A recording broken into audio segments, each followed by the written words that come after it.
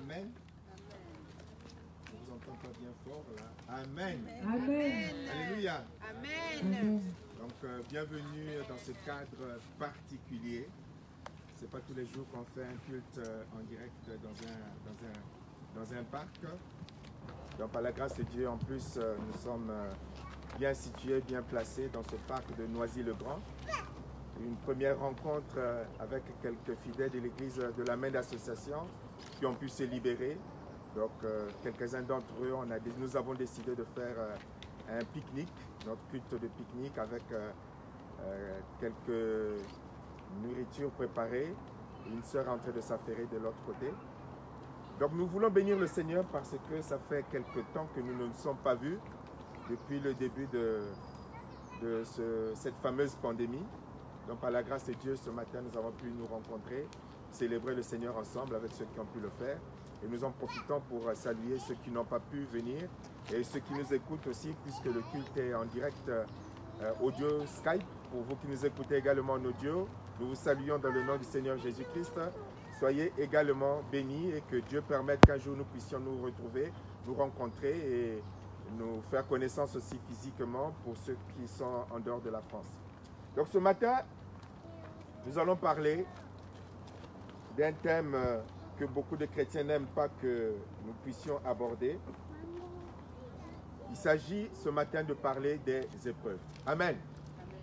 Le thème c'est « Si la mer se déchaîne ». Donc avant de poursuivre, nous allons demander à notre sœur Nelly d'élever la voix pour bénir le Seigneur afin que les cœurs soient encore davantage disposés.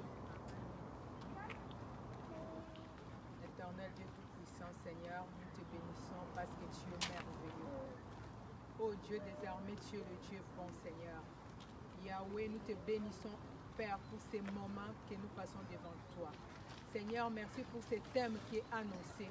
Tu veux nous parler, tu veux nous édifier, oh Dieu, pour pouvoir nous montrer, Seigneur, comment nous tenir, Yahweh, de gloire, Papa, devant les épreuves. Seigneur, nous savons que tu es avec nous. Nous savons que tu n'abandonnes jamais, Seigneur, les personnes, Yahweh, de gloire, qui obéissent à ta voix. Oh Dieu des armées, nous voulons, Seigneur, te remettre nos cœurs. Laisse que, Père, nos cœurs puissent recevoir cette parole, mon Dieu, mon roi. Cette parole, Yahweh, de gloire qui nous fera du bien.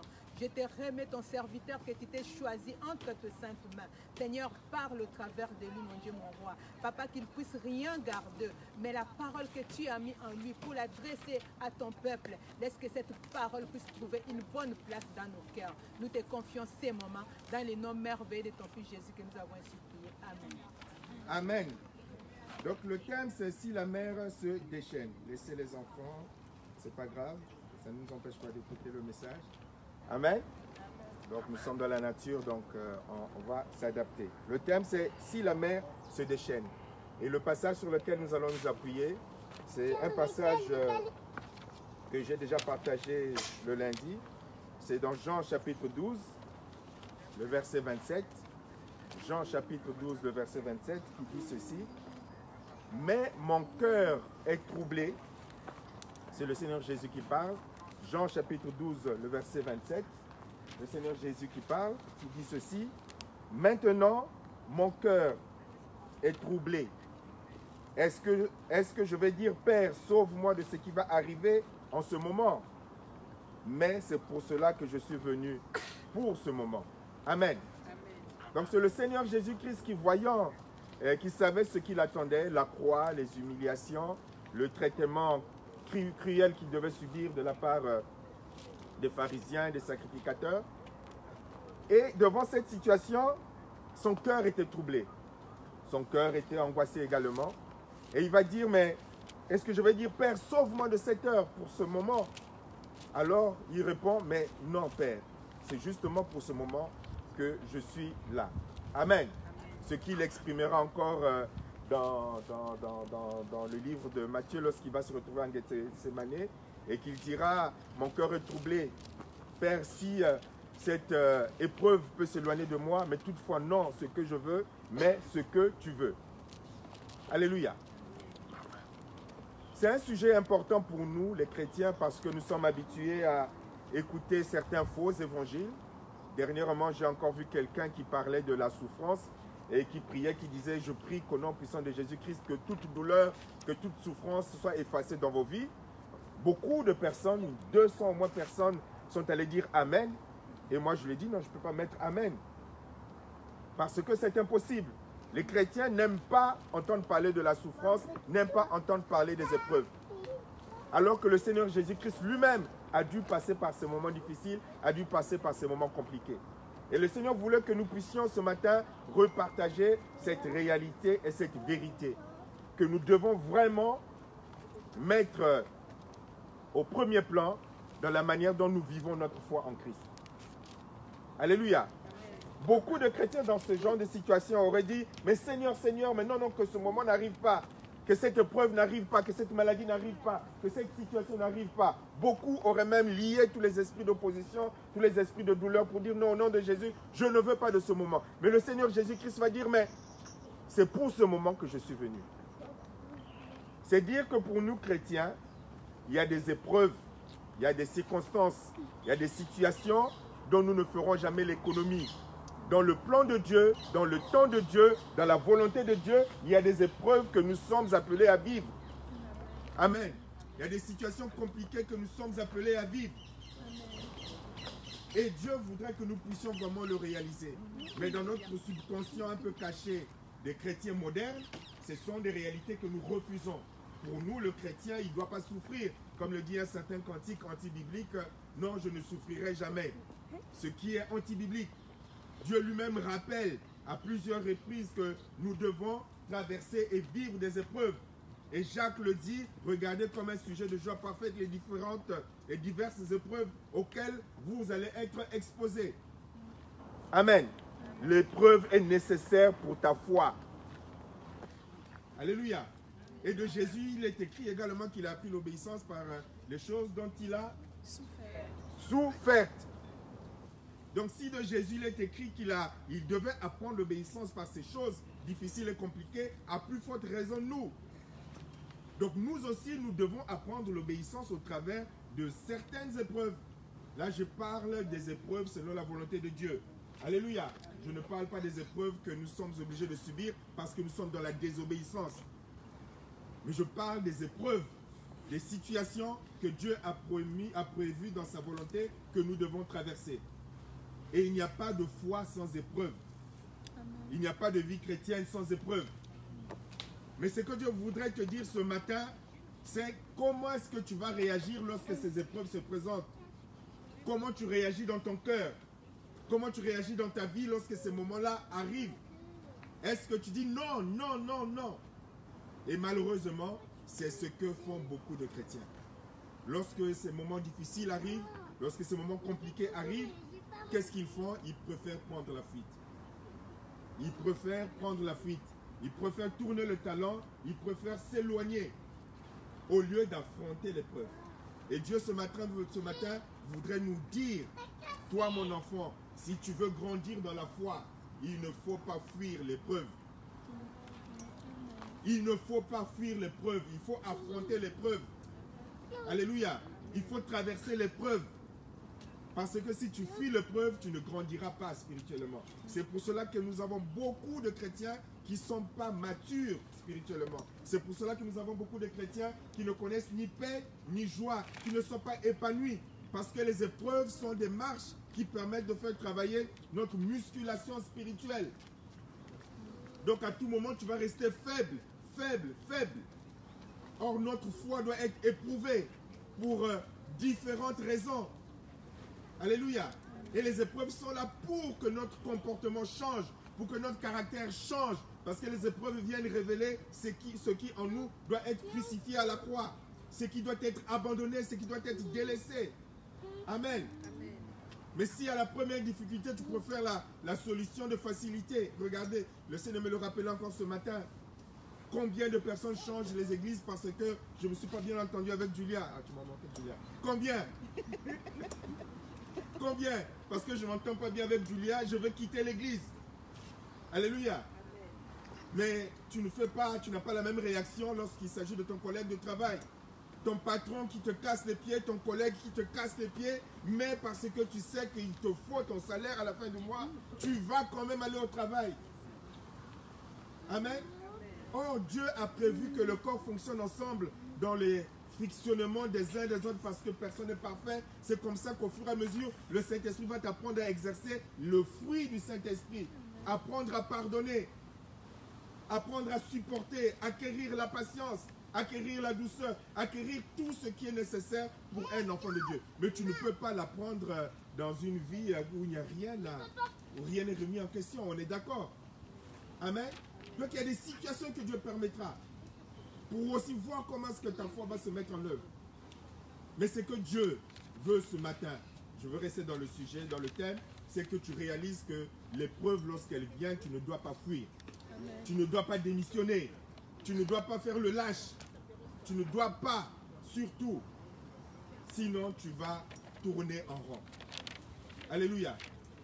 Il y a beaucoup de choses que nous voudrions avoir spirituellement, mais que nous ne pouvons pas acquérir parce que chaque fois que l'épreuve prévue par Dieu pour nous conduire comme un canal, comme un marchepied vers la bénédiction, chaque fois que tu arrives à ce niveau-là, tu redescends un peu comme ici là. Tu ah non, il y a la montée, ah non, je ne veux pas l'église là. S'il faut monter les marches, je ne veux pas prendre mon train, je rentre à la maison. Amen. Nous aimons la facilité spirituelle. C'est pour cela que le faux évangile l'évangile de la prospérité marche. Les gens qui promettent que tu ne souffriras jamais, ça c'est bien. Tu seras toujours dans la paix, ça c'est bien. Tu n'auras pas de preuves, ça c'est bien. Mais dès qu'il y a une moindre épreuve, dès qu'il y a une situation de contrariété, ça y est, on est complètement par terre. Et après on cherche même parfois des démons, des blocages imaginaires. Mais Dieu voudrait ce matin que tu réalises que tu dois absolument comprendre qu'il y aura toujours des épreuves, des moments difficiles que tu dois absolument apprendre à affronter. Parce que ces moments-là sont des moments qui sont des porteuses, des moments qui sont porteurs de bénédiction. Je crois que nous ne le réalisons pas souvent. Parce que nous réalisons, nous ne regardons qu'à la douleur. Nous ne regardons qu'à ce que nous allons souffrir charnellement. Mais très souvent, nous ne réalisons pas parce que nous manquons de foi et de confiance dans le Seigneur. Très souvent, nous ne réalisons pas qu'avec l'épreuve vient la rémunération. Si tu résistes convenablement dans la foi. Avec l'épreuve vient la bénédiction que tu attends. Amen. Vient la bénédiction que tu attends. Dieu ne nous envoie pas des épreuves pour nous détruire. Si tu es un enfant de Dieu, jamais Dieu dans son plan ne va prévoir des épreuves pour te détruire. Il ne va pas prévoir des situations difficiles pour te détruire. Déjà, ce n'est pas possible parce que tu sais que ton Dieu est un Dieu d'amour. Et tu sais que ton Dieu est un Dieu tout-puissant. Et la parole de Dieu te le dit dans Romains 8, 28 que toute chose concourt au bien de ceux qui aiment Dieu. Donc, toute chose, sans exception. Amen. Donc, jamais ton Dieu ne le fera. Mais beaucoup de bénédictions que tu recherches, ou la réalisation ou la matérialisation des bénédictions que tu recherches, tu ne les auras pas tant que tu n'auras pas le courage d'affronter l'épreuve. Les enfants d'Israël, j'y pensais pas, mais ça me vient. Les enfants d'Israël, ils avaient la terre promise qui leur tendait les bras, oui ou non? Mais qu'est-ce qu'ils devaient faire? Est-ce que c'est Dieu qui allait combattre totalement à leur place? Il fallait combattre. Amen. Ils ont combattu. La terre était à eux, mais il fallait combattre. Dieu combattait pour eux, mais il fallait qu'ils combattent. Il fallait qu'ils se lèvent. Il fallait qu'ils aillent sur le terrain. Il fallait qu'ils affrontent l'ennemi. Et la fois où ils ont joué les lâches, ça leur a coûté quoi? Ça leur a coûté quoi? Le temps de confinement là ne vous a pas fait oublier votre Bible. La seule fois où ils ont été lâches, au lieu d'aller prendre le territoire promis par Dieu, qu'est-ce que ça leur a coûté? Ils ont tourné encore dans le désert. Ils ont encore tourné dans le désert 40 ans. Amen. La bénédiction était là. Dieu leur a dit, Dieu a promis.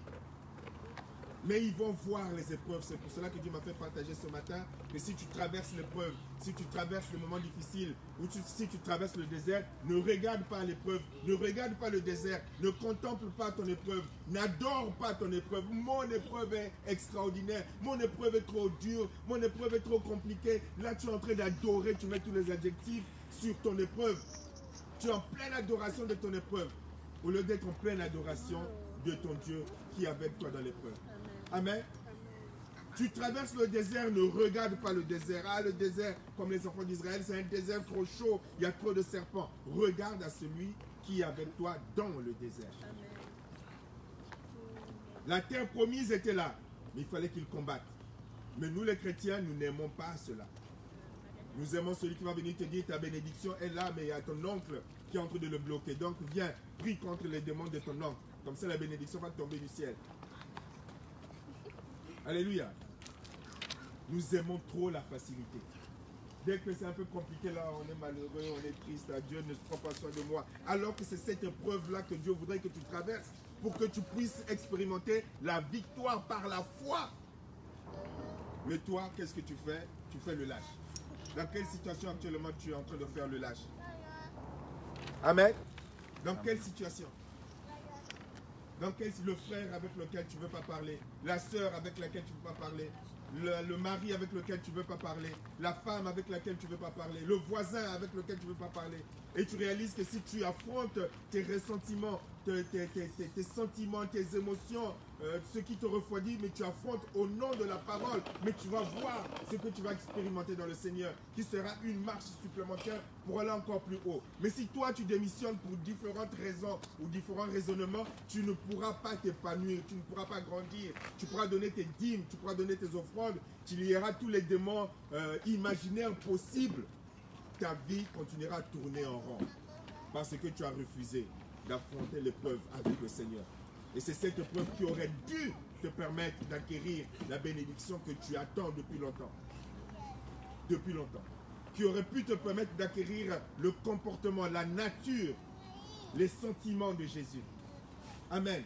Au lieu de dire, quand je regarde Julia, je change de route, mais tu affrontes Julia, Seigneur, c'est ma soeur, je vais l'aimer, je pardonne, je dois lui dire bonjour, et tu réalises que les sentiments de Jésus-Christ grandissent en toi. Mais là, tu vas jouer les faux, non, non, non, on me fait trop souffrir, je ne l'aime pas, je ne supporte pas, je veux me protéger. Et donc tu restes avec un cœur sensible, charnel, que le diable va continuer à malaxer par des ressentiments, par l'amertume, mais que toi, tu vas auto-spiritualiser en disant, je me protège, on ne me comprend pas.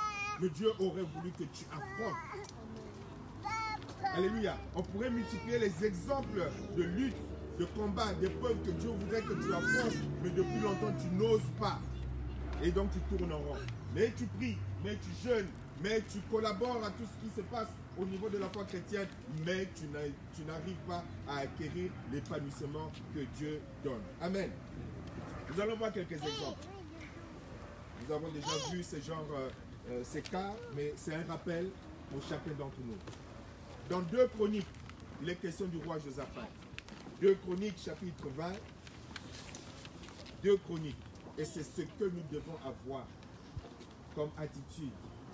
2 Chroniques, chapitre 20, du verset 2 au verset 3. En vain, on informait Josaphat en disant, une multitude nombreuse s'avance contre toi depuis l'autre côté de la mer depuis la Syrie, et ils sont à Hatzaton Tamar, qui est en En-Gedi. Dans sa frayeur, Josaphat se disposa à chercher l'Éternel et il publia un jeûne pour tout Juda. Amen. Lorsque ces épreuves arrivent, lorsque ces moments difficiles arrivent dans ta vie, comment est-ce que tu réagis? Est-ce que tu es découragé? Est-ce que tu perds la foi? Est-ce que tu n'ouvres plus la Bible? Est-ce que tu ne cherches plus Dieu? Tu es là à te plaindre et après tu te couvres parce que tu aurais froid spirituellement? Qu'est-ce que tu fais? Amen. Qu'est-ce que tu fais? Là, il est question du roi Josaphat. En amont de l'histoire du roi Josaphat, lorsque vous lisez, vous constatez que c'est quelqu'un, les chapitres précédents, qui a été zélé pour l'Éternel. Amen. Il a été zélé.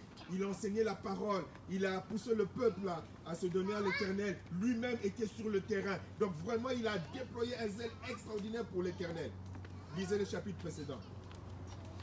Donc là, il est dans la joie, les dimanches matins en pleine adoration, programmé dans le parc pour faire la modération, donc toute joyeuse. Et le lundi matin, on va venir dire, ah, voilà ce qui va t'arriver. Ta vie est en danger. Amen. Ta vie est en danger. Donc on est venu dire à Josaphat, un peuple, on a déjà vu l'histoire, un peuple nombreux vient, c'est-à-dire que ce peuple venait pour tuer tous les Israélites, pour s'installer sur le territoire. Donc qu'est-ce qu'il peut avoir comme réaction? Beaucoup de chrétiens dans ce moment-là se disent, mais Seigneur, c'est pas possible. c'est pas possible. Tu viens, je sors du jeûne, je sors de la prière. Et tu vois, je me suis engagé à faire ceci, je me suis engagé à faire cela. Seigneur, j'étais dans la joie, dans la louange, dans l'adoration. Mais comment est-ce qu'une telle nouvelle peut m'arriver? Comment est-ce qu'une telle chose peut m'arriver? Vous avez jamais posé ce genre de questions? Qui s'est jamais posé ce genre de questions? Comment moi, maman Carmel, je me suis déployé le dimanche pour que l'église puisse avoir cette réception. Le lundi, j'ai eu une annonce aussi triste, aussi misérable, où on vient peut-être m'annoncer quelque chose. Mais comment, Seigneur, c'est pas possible avec tout ce que j'ai fait pour toi? Josaphat ne s'est pas mis à pleurer. La Bible nous dit qu'il s'est mis dans sa frayeur à chercher la face de l'Éternel. Amen. Dit, l'épreuve est là, je vais l'affronter, mais je vais chercher ce que Dieu a à me dire dans cette épreuve. Alléluia. Et nous savons comment est-ce que l'histoire va se terminer. Finalement, on comprend, ceux qui ont une bonne lecture spirituelle de la Bible, on comprend que Dieu voulait le récompenser. Amen. Parce que ce peuple est venu avec beaucoup de richesses. Dieu voulait enrichir le royaume sous la direction de Josaphat. Donc il se disait, on va avec tous nos biens nous installer avec toutes nos richesses. Mais dans le plan de Dieu, c'était venez, vous, c'est vous qui allez partir, mais venez enrichir mon enfant, venez enrichir mon peuple. Alléluia. Est-ce que vous me suivez? Parce que dans la suite, vous qui lisez vos Bibles, vous savez que Dieu va combattre, tout ce peuple ennemi va être décimé, et ils vont mettre ici de mémoire, je crois qu'ils vont mettre 3 jours pour rassembler les biens que ce peuple avait apportés. Donc Dieu voulait bénir. Comme Dieu, au travers de l'épreuve que tu redoutes, et qui est en train de te faire trembler, tu ne comprends pas, mais si tu l'affrontes avec Dieu en faisant, parce que ce qui va aider Josaphat, il va suivre, il va tendre l'oreille, il va écouter, il va observer la stratégie de Dieu pour traverser cette épreuve. Et il va être béni à la fin. Le peuple va être béni à la fin. Amen. Alléluia. Donc si tu écoutes, si tu affrontes, au lieu de dire non, non, Seigneur, au nom de Jésus, ça ne va pas m'arriver. Dis, Seigneur, elle est là, je viens, je suis à ton écoute. Ne regarde pas l'épreuve, mais mon oreille, nous sommes là à ton écoute. Qu'est-ce que tu vas faire? Qu'est-ce que tu vas dire? Et Dieu va dire, et Dieu va parler, et Dieu va sortir son peuple de cette situation. Amen. Donc, quelles que soient les situations, quelles que soient les circonstances, apprenons à faire confiance à Dieu. Si la mer se déchaîne, Jésus est là dans la barque. S'il dort, mais il est au contrôle, même quand il dort, il est au contrôle. Amen. Il est dans la barque, même s'il dort dans la barque, il est au contrôle. C'est-à-dire que si tu meurs, ça veut dire que Jésus aussi meurt. Comme Jésus ne peut pas mourir, donc toi aussi tu ne peux pas mourir. Alléluia. Le Seigneur Jésus n'est pas lâche comme certains d'entre nous. Où il va dire, moi je sauve ma vie, vous, allez, tant pis pour vous. Vous pouvez toujours vous noyer. Nous avons un Père et un Dieu qui est responsable. Amen. Donc quand ces moments difficiles arrivent dans ta vie, ne va pas baisser la tête juste pour te morfondre. Cherche la face de Dieu. Dis-toi, qu'est-ce que tu veux me dire dans cette épreuve? Alléluia. Qu'est-ce que tu veux me dire dans cette tempête? Qu'est-ce que tu veux me dire dans cette contrariété? Je veux surtout pas réagir charnellement, mais je veux tendre l'oreille. Même si c'est dur, même si c'est difficile, même si c'est compliqué, même si ça me fait peur, je viens chercher la face de l'Éternel. Alléluia. C'est ce que Josaphat a fait. Nous connaissons aussi l'histoire des amis de Daniel. Se trouve dans Daniel chapitre 3, du verset 13 au verset 18, qui est aussi une leçon pour nous. La Bible est là et remplie d'exemples pour que nous les mettions en pratique. Amen. Il est écrit, alors Nebuchadnezzar, Daniel chapitre 3, 13 à 18.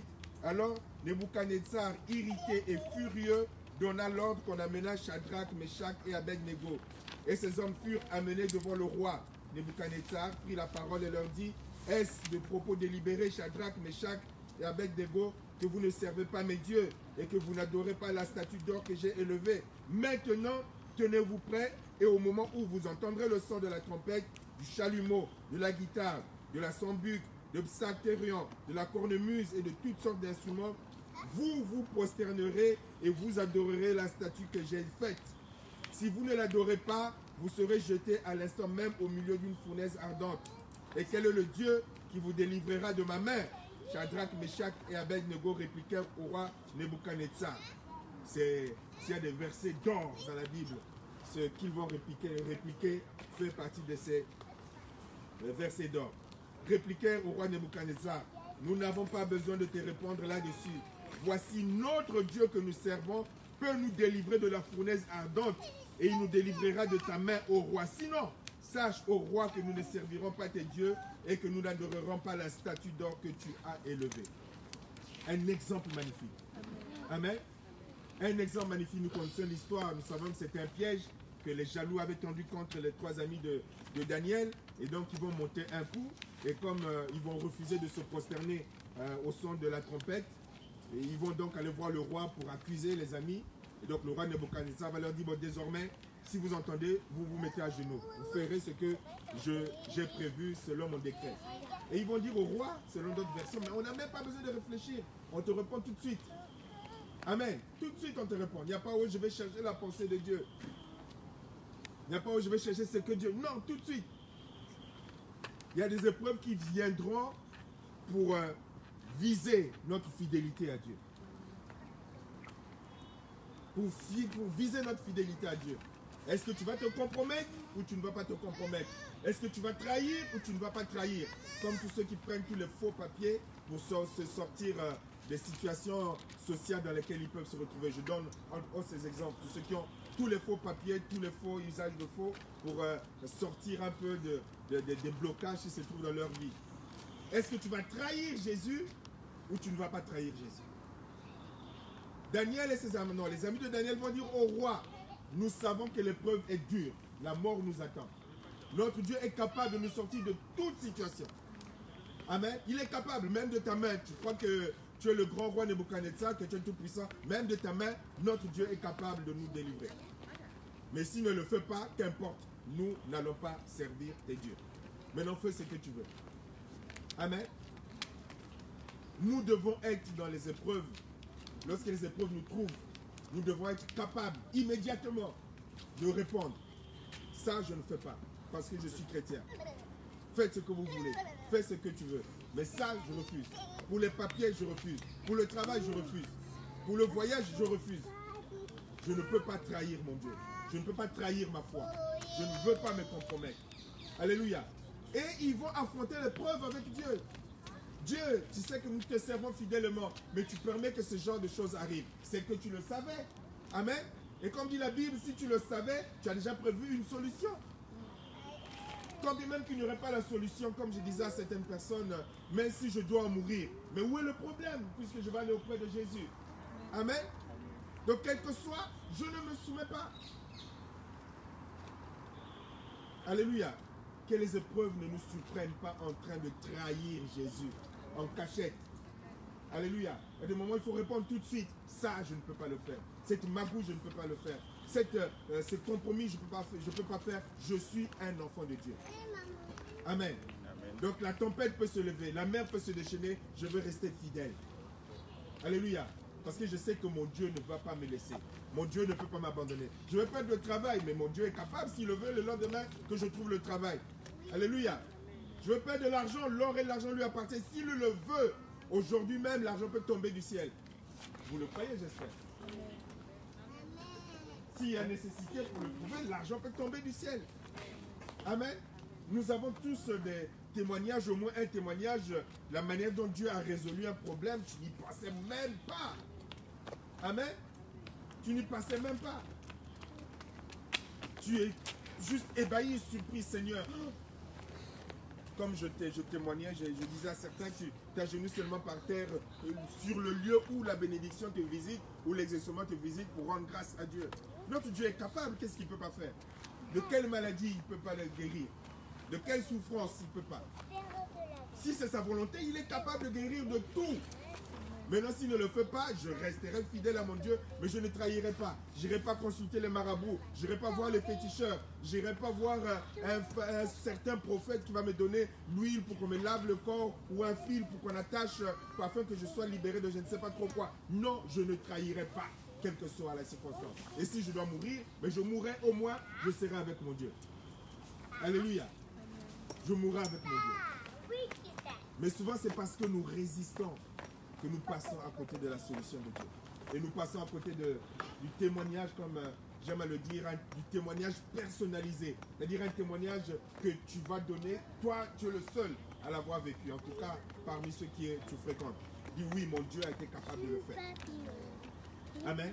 mon Dieu était capable de le faire. Alléluia. Je ne parle pas des témoignages communs, mais témoignages particuliers où tu témoignes de la fidélité de Dieu. Les gens sont là. Ah, Dieu fait ça. Oui, il fait ça.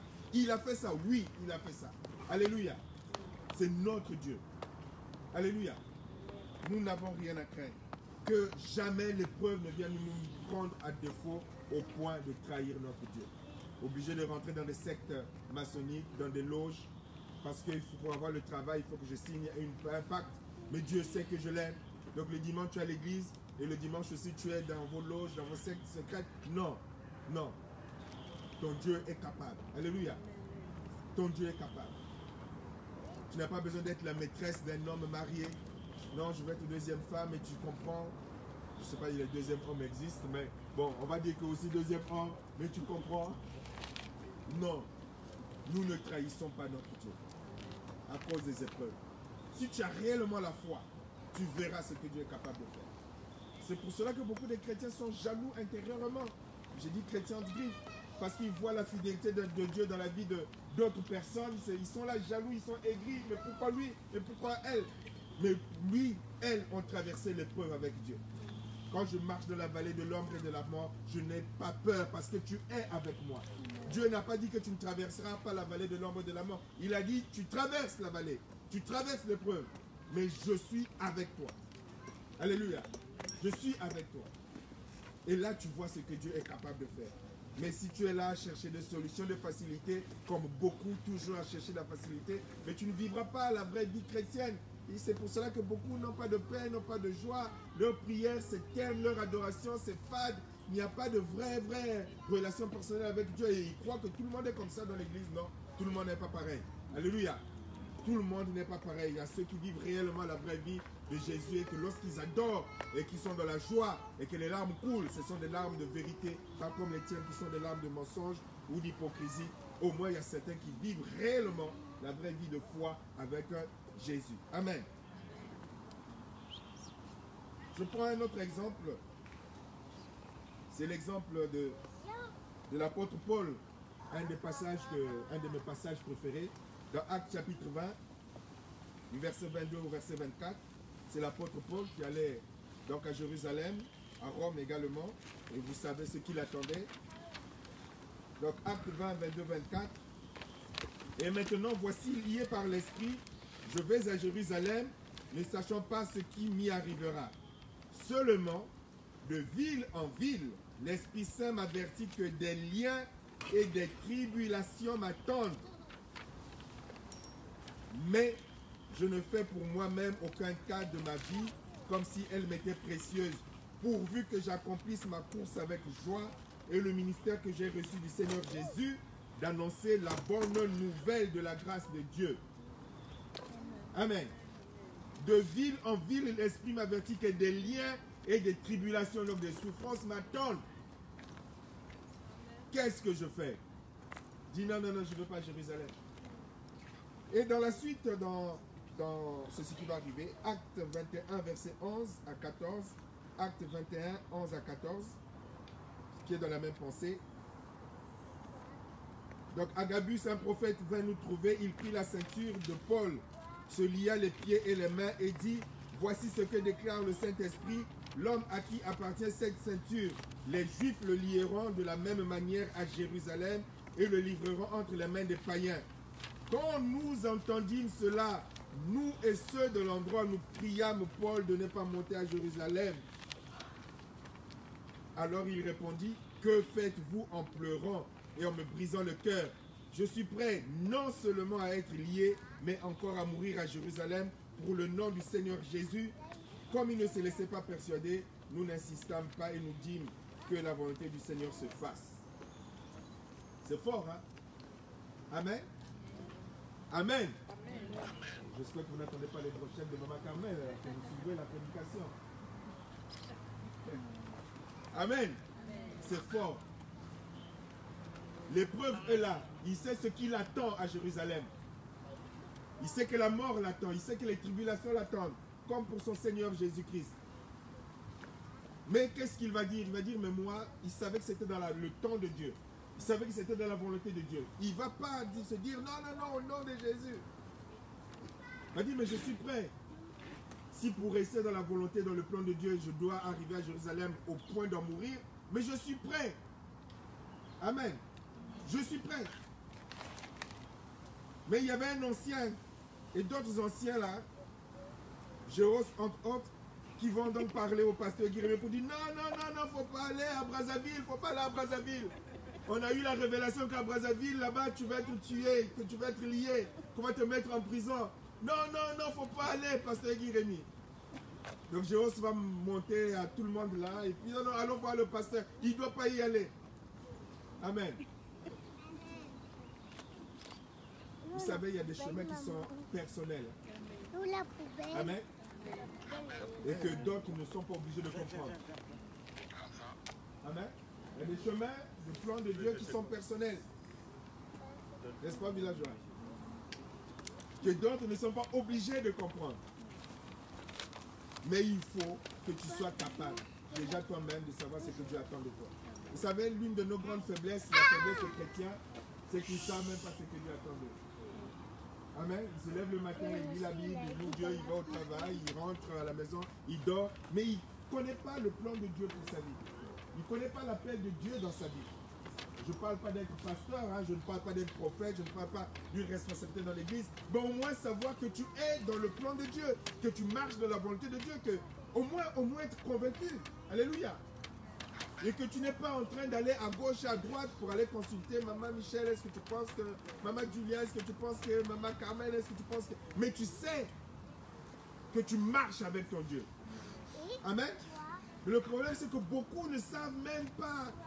Ils ne savent même pas est-ce que l'église où tu es, est-ce que Dieu t'a envoyé, est-ce que les frères et sœurs qui t'entourent, c'est ça les frères et sœurs que Dieu t'a envoyé. Il ne sait pas, il est en train de tourner en rond. Il faut avoir la conviction. Amen. Pour faire ce que Dieu attend de toi.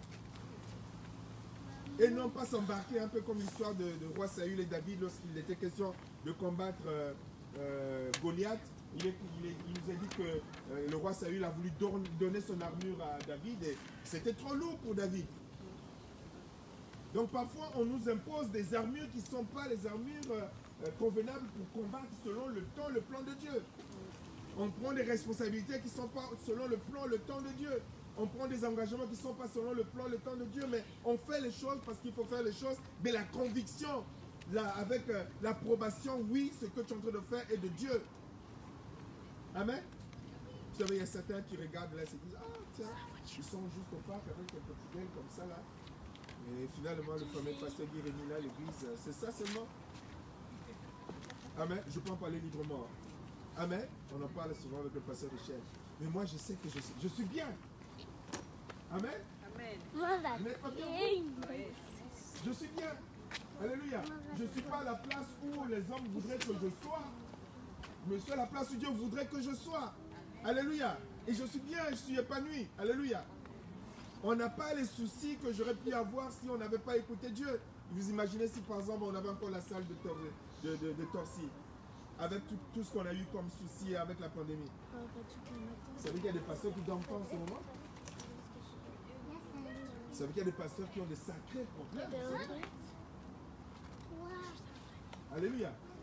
Des sacrés problèmes. Des églises qui ont des sacrés problèmes. Même des églises catholiques. J'ai quelqu'un qui est de l'église catholique qui dit mais il faut qu'on aille donner l'argent à l'église catholique de la ville où je travaille. Je ne vais pas citer le nom. Parce qu'on a des problèmes financiers graves.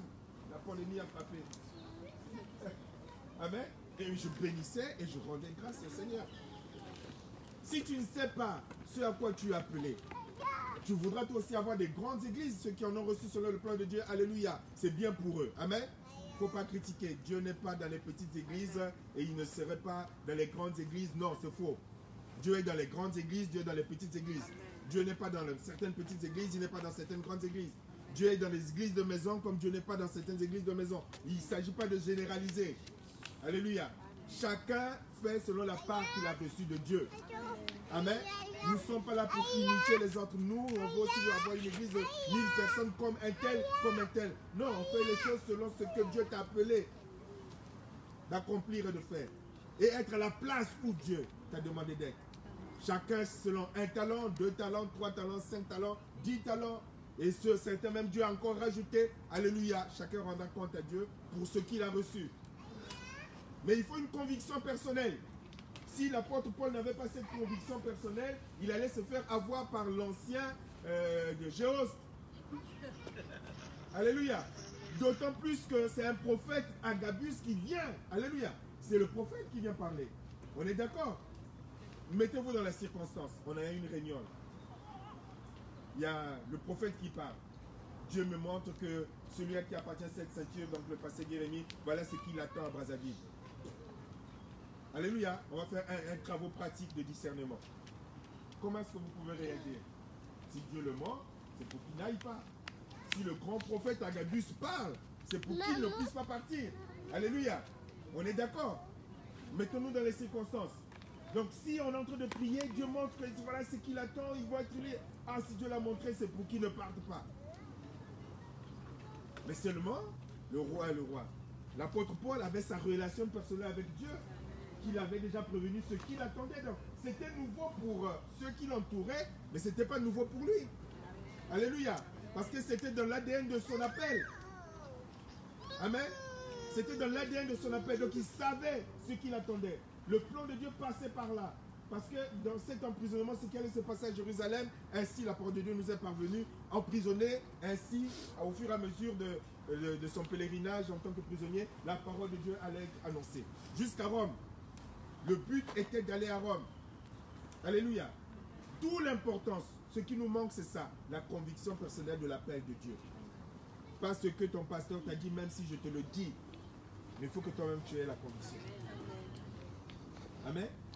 Pas dire non parce que le pasteur me l'a dit, parce que le pasteur m'a révélé, parce qu'un tel m'a révélé. Non, tu dois toi-même avoir la conviction. Et être capable de dire non, pasteur Jérémie, c'est pas ça que je t'ai appelé. Il faut que tu sois capable. Si tu n'es pas capable, il y a un problème.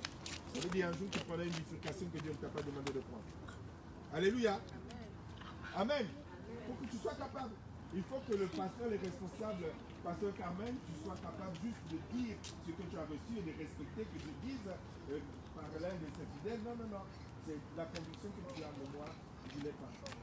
Et on respecte. Parce que nous ne sommes pas pasteurs pour imposer. Alléluia. Dieu lui-même n'impose pas, il propose. Après, tu fais ce que tu veux. Je te révèle ce que j'aurais reçu de Dieu, mais il faut que tu aies la conviction parce que tu dois le faire avec la foi et non pas sur la base de la foi du pasteur Jérémie. Amen. Et là, tu traverseras les épreuves liées à cette révélation. Si tu as la conviction, tu le traverseras et tu affronteras avec Dieu.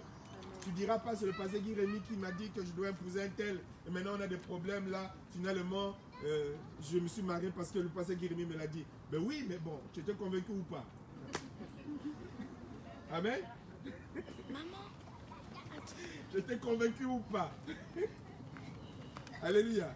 Donc il faut une conviction personnelle, quelle que soit la révélation. Et là, la mer peut se déchaîner. Tu vas dire, mon couple, je sais que c'est Dieu qui a fait que je puisse être avec le frère ou avec la sœur. Donc je vais affronter l'épreuve. Allez. Je vais affronter l'épreuve. On a des problèmes, je vais affronter. Alléluia. Je ne veux pas dire, ah non, non, non, non, non, finalement, ce n'est pas l'homme que Dieu m'a donné, ce n'est pas la femme que Dieu m'a donnée, allez, je vais chercher un autre dans l'église ou hors de l'église, on change d'église. Non, non, non. Mais il faut une conviction. Amen. Est-ce que vous suivez? Il faut une conviction. Amen. Donc, il le faut. Certains ne comprendront pas ce que tu traverses. Mais le plus important, c'est que toi, avec ton Dieu, tu saches ce que tu traverses. Amen. Sans vouloir à ceux qui ne comprennent pas. Je dirais à Jéros, merci, tu m'aimes bien. Ta compassion me touche. J'apprécie. Mais bon, le plan de Dieu est là pour moi. Amen. Il ne faut pas en vouloir. Vous savez, Dieu fait des choses... je vais en parler quand même. Dans l'Ancien Testament, il y a les fils de... Le nom m'échappe. C'est une famille qui avait une alliance avec Dieu qui ne devait jamais boire de l'alcool. Jamais.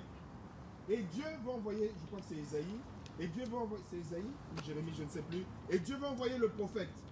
Tu veux dire, c'est Dieu qui va envoyer le prophète. Allez leur dire, ainsi dit l'Éternel, bois le vin, prendre de l'alcool. Et cette famille, ces enfants de cette famille vont dire, non, non, non, non, non, nous, dans notre alliance avec Dieu, il est prescrit que nous ne devons jamais prendre de l'alcool. aussi Jérémie ou Esaïe que tu es, nous refusons d'écouter. Et le prophète va repartir voir Dieu et Dieu va lui dire, ben voilà, en fin de compte, Dieu ne l'avait pas envoyé pour les pousser à pécher, mais c'était pour révéler au prophète, voilà. Eux, ils tiennent compte fidèlement à l'alliance que leurs parents avaient établie avec moi, mais mon peuple d'Israël ne respecte pas mon alliance.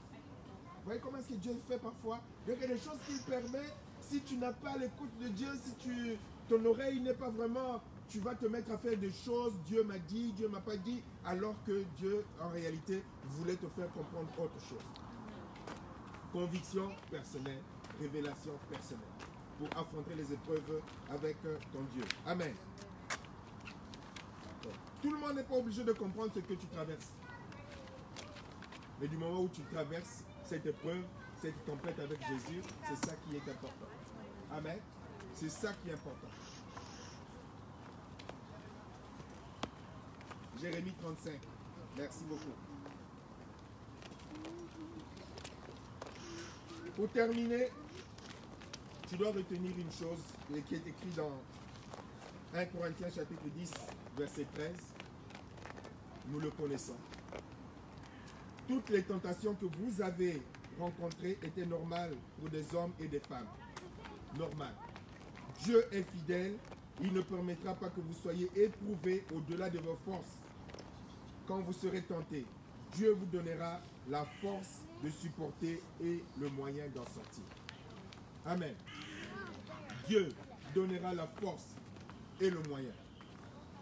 Dans toutes les épreuves qui arrivent dans la vie des enfants de Dieu, Dieu a déjà préparé le moyen d'en sortir. Dieu a déjà une stratégie pour affronter cette épreuve. Alléluia. Même si la mer s'est déchaînée, même si le vent est en train de souffler fort, Dieu a déjà une solution. Tu ne vas pas périr, tu ne vas pas mourir, tu ne seras pas dans un dénuement total. Dieu permettra en son temps, en te donnant le moyen et la stratégie pour sortir de la situation. Mais il faut que tu affrontes. Il faut que tu affrontes avec ton Dieu. Ton cœur à l'écoute de ton Dieu. Tes oreilles à l'écoute de Dieu. Tes yeux fixés sur le Saint-Esprit. Ainsi tu recevras la stratégie de Dieu. Si tu ne le fais pas, ben ça va se reproduire, jusqu'à ce que tu comprennes. Alléluia. Qu'il n'y a qu'une seule porte pour sortir vraiment du labyrinthe. Le temps que tu prendras d'autres solutions de facilité, et tu passeras à côté du temps de Dieu, et tu passeras à côté de la volonté de Dieu, et tu n'expérimenteras pas la fidélité de Dieu. Tu n'expérimenteras pas la paternité de Dieu. Amen. Vous comprenez ce que ça veut dire, expérimenter la paternité de Dieu? C'est-à-dire que tu ne vas pas te comporter comme beaucoup, comme si tu étais un orphelin. Amen. Comme si tu étais un orphelin, comme si tu n'avais pas un père qui prenait soin de toi. Tu dois expérimenter la fidélité de ton Dieu. Amen. Nous allons prier pour demander à Dieu vraiment de visiter nos cœurs, de visiter notre foi, afin que nous soyons fidèles dans ce que tu peux considérer comme ton épreuve, considérer comme ta mer qui se déchaîne, ta mer qui se déchaîne, qui est en train de se déchaîner, les vagues, les flots qui arrivent, les épreuves qui arrivent. Comment est-ce que tu réagis? Ton Dieu est au contrôle si tu lui fais confiance. Et non pas avec ta stratégie. Et non pas avec ton raisonnement. Maman. Alléluia. Tu dois faire confiance en Dieu. Tu dois apprendre à compter sur le Seigneur. Alléluia. Je vais demander à notre frère Joas de lever la voix pour bénir le Seigneur et d'intercéder en faveur de nous tous afin que nous puissions être vraiment à l'écoute de Dieu. Dieu ne veut pas que nous végétons. Dieu veut que nous puissions réellement expérimenter sa paternité, sa fidélité. Affronte, ne sois pas lâche. Avance, ne sois pas lâche. Au nom puissant de Jésus-Christ de Nazareth. Amen. Il n'a pas dit que tu coulerais. Il n'a pas dit que tu chancerais. Il a dit allons sur le... Est-ce qu'il y a un chef qui apparaît sur son téléphone? Il y a quelqu'un qui essaie de l'appeler. Bon, bah, déjà. n'a pas dit J'ai raccroché 2 fois en plus. que tu coulerais, il n'a pas dit que tu sombrerais, il a dit allons sur l'autre bord, allons sur l'autre bord. Si un jour se déchaîne, si les vents doutent, Dieu aime ses enfants. Ne sois pas dans le doute, Dieu aime ses enfants. Il n'a pas dit que tu coulerais, il n'a pas dit que tu sombrerais, il a dit allons sur l'autre bord, allons sur l'autre bord. Seigneur, tu n'es pas venu nous sauver pour que nous périssons. Tu n'es pas venu, Seigneur, tu n'es pas allé jusqu'à la croix pour que nous fassions naufrage. Seigneur, tu es venu pour que nous ayons la vie avec toi. Et quand les apôtres avec toi dans la barque étaient affrontés, difficultés devant le vent qui pouvait s'abattre sur eux, ce que tu pouvais leur enseigner, c'est que tant que tu étais dans la barque, tu maîtrisais les flots. Tant que tu étais dans la barque, tu maîtrisais la tempête, Seigneur. Oh notre Dieu, tu nous as dit, ô Père de gloire, tu nous as rien caché. Tu nous as dit, dans la marche avec toi, nous aurons des épreuves. Nous aurons des épreuves. Nous aurons des épreuves. Et tu as dit, Seigneur, que toi tu as vaincu toutes choses. Et avec toi, nous pouvons vaincre les épreuves. Avec toi, nous pouvons surmonter les épreuves. Parce que tu nous as donné un esprit de force, un esprit de courage, Seigneur. Nous te supplions ce matin. Nous te prions pour le cœur, Seigneur. Nous qui sommes dans l'épreuve, les uns comme les autres, Seigneur, qui traversons les moments difficiles. Nous parlons bien d'épreuve, Seigneur. Des moments d'épreuve. Toi, le Dieu de gloire. Toi, le Dieu de gloire. Viens donner à chacun la foi. Viens donner à chacun la patience. Viens donner à chacun, Seigneur, oh Dieu, d'avoir le regard fixé vers toi. Viens donner à chacun, Seigneur, de ne pas fuir les épreuves. Viens donner à chacun de pouvoir les affronter avec toi. Il est dit, si la mer se déchaîne, Seigneur, toi, tu es là. Il est dit ici, quand nous marcherons dans l'ombre de la vallée de la mort, nous y marcherons, mais tu nous rassures que tu es avec nous, Seigneur. Merci, Seigneur. Donne à ma soeur, à mon frère, ce matin, augmente la foi de chacun. De s'attacher à toi, véritablement, dans le nom de Jésus. Amen. Dans le nom de Jésus. Nous voulons être dans la compromission, Seigneur. Nous ne voulons pas céder à la tentation. Nous ne voulons pas céder, Seigneur, oh Dieu. Reculer face à l'épreuve. Nous voulons l'affronter avec toi. Avec toi, Seigneur. Avec toi. Avec toi, Jésus. Seigneur, nous te recommandons nos cœurs. Nous te recommandons nos vies. Pardonne-nous toutes les fois où nous avons fait naufrage. Pardonne-nous toutes les fois, Seigneur, nous avons su ou cru que la solution était ailleurs, en dehors de toi. Pardonne-nous, Seigneur, nous avons voulu nous en sortir par nos propres moyens. Pardonne-nous, Seigneur. Pardonne-nous. Ce soir, ce matin, nous voulons réaliser, nous voulons comprendre qu'avec toi, Seigneur, nous ferons des exploits. Avec toi, Seigneur, oh Dieu, nous ferons des exploits. Nous voulons nous attacher à toi, Seigneur. Nous attacher à toi. Au nom de Jésus, donne à chacun d'entre nous d'être dans le vrai. Donne à chacun d'entre nous, Seigneur, d'être dans le vrai que tu es. Au nom de Jésus. Au nom de Jésus. Merci pour ton peuple. Nous prions également, Seigneur, pour que tu puisses accorder ta paix dans les cœurs qui sont affligés. Les cœurs qui sont le poids des épreuves. Accorde ta paix, Seigneur. Étends ta puissante main. Accorde ta paix. C'est toi le prince de paix, Seigneur. Viens rassurer. Tu as dit ne vous inquiétez de rien. Que votre cœur ne se trompe point. Croyez en Dieu et croyez en Jésus-Christ. Ce soir, ce matin, nous voulons croire en toi. Ce matin, nous voulons croire en Jésus-Christ. Seigneur, accorde la paix dans les cœurs. Au nom de Jésus, que l'épreuve produise en chacun ce qu'elle est voulu accomplir, qu'elle produise la patience, qu'elle produise la patience. Au nom de Jésus. Merci Seigneur. Merci notre Dieu. Jamais nous ne serons cédés. Plus jamais nous ferons naufrage. Toutefois, Seigneur, nous garderons nos yeux fixés vers toi, Seigneur. Vers toi, oh Dieu. Tu as dit, nous serons abattus, combattus, Seigneur, mais jamais par terre, parce que tu es avec nous. Seigneur, merci.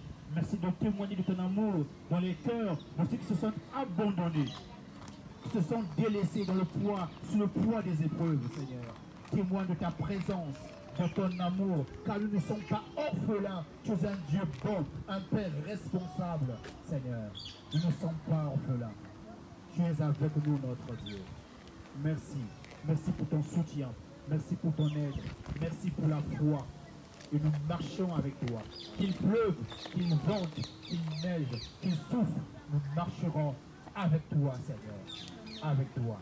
Au nom de Jésus. Amen. Amen. Amen. Voilà. Merci donc pour ceux qui ont pu suivre la prédication en direct.